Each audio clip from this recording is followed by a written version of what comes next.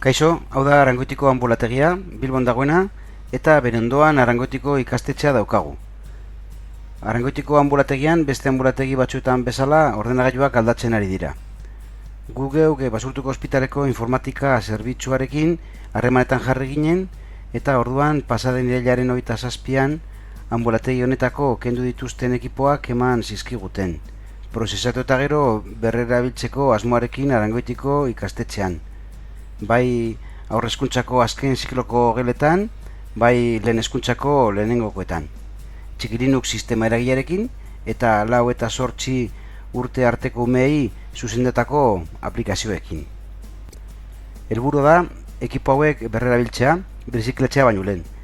Hau da, ekipoen bizitza zikloa luzatu, beste erabilera eman. Guretzat zaharrak geratu diren ordenagailuak beste batzuentzat erabilgarriak izan daiteke eta.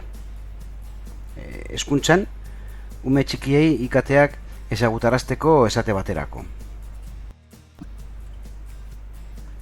Pasaden irailaren 27an ordenagailu hori ekartu genituen eta Arrobi ikastolara eraman genituen, eta han ekintzaile txokoan prestatu genituen. Lehenengo eta behin garbitu genituen, pasta termika aldatu genien, RAM-eko 2 GB gehitu, orain 4 GB izateko, eta orain BIOS errezetatzen ari gara batzuek gakoa baitzituzten.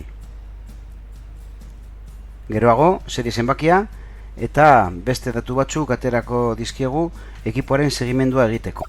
Eta hemen ikus dezakezue ekipo batean Txikilinus ibiltzen, Arangoitiko anbulategiko berrerabilitako ordenagailu batean.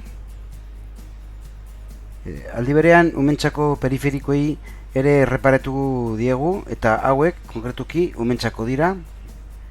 Bai teklatua, bokalak eta kontsonatek bereizten, bai umen eskuen tamainoaren sagua.